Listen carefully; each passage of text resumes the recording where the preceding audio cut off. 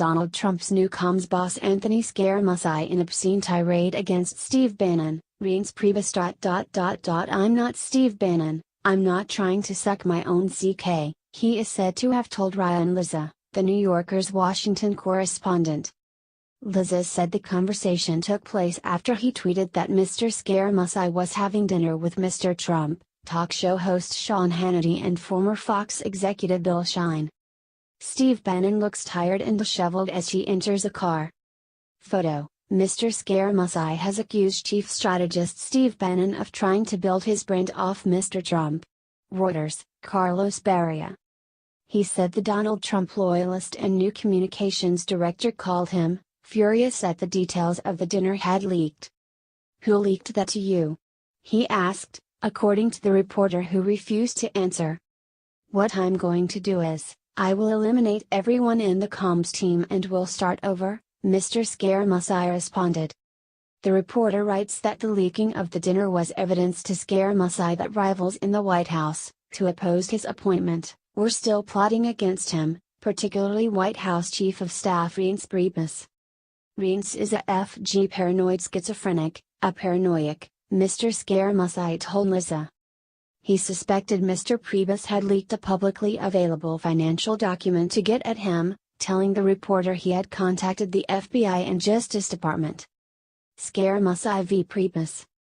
Mr. Trump brought his Wall Street buddy and entrepreneur Anthony Scaramucci into the White House team last week, to revamp the White House Communications Department.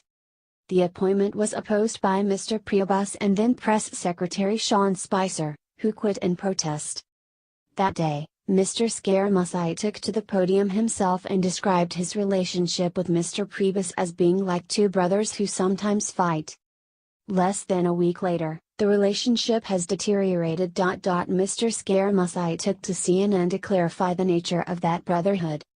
"Some brothers are like Cain and Abel, other brothers can fight with each other and get along," Mr. Scaramucci said. "I don't know if this is repairable or not. That will be up to the president.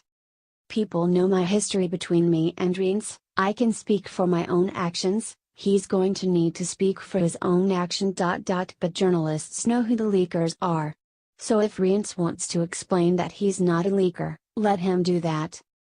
Mr. Scaramucci said everything he was saying was done so after first speaking directly with Mr. Trump.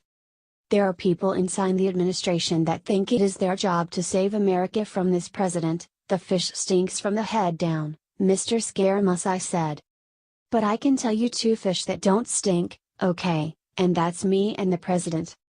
Holy hell to pay if Jeff Sessions is fired." After the publication of the New Yorker article, Mr. Scaramucci tweeted, "Power struggles in the West Wing are not new, but public battles like this are unique to the Trump era, and the White House is already battling fires on several other fronts.